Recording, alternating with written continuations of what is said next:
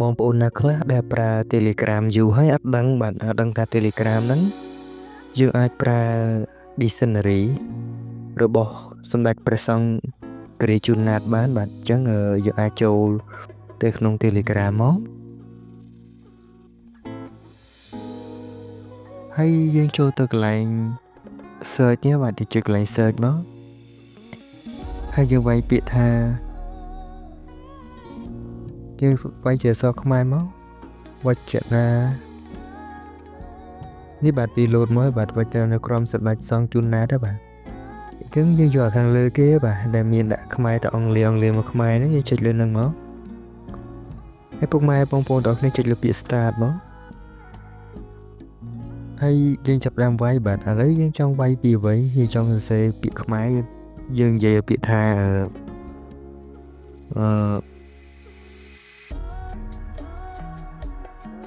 ស្រឡាញ់ចុះហើយយើងចុចផ្ញើបាទបន្តមកវចនាក្រមនោះបានធ្វើការបកស្រាយបាទតែពាក្យស្រឡាញ់នោះមានន័យថាមិនគប់ចិត្តពេញចិត្តគួរកាត់ចិត្តគួរកាន់ចិត្តឬជាប់ចិត្តបាទដោយស្នេហាដោយមេត្តាសម្រាប់ឲ្យល្អមែនទែនបាទហើយបើសិនជាពុកម៉ែបងប្អូនទាំងអស់គ្នាចង់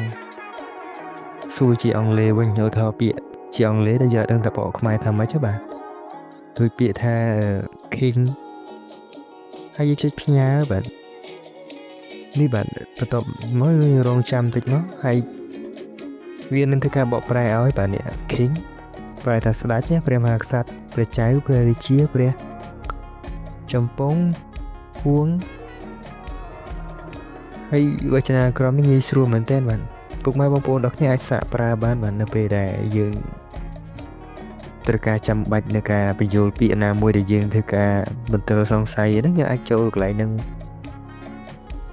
វាយតាមនៅវីដេអូដែលខ្ញុំបានបង្ហាញហ្នឹងបាទ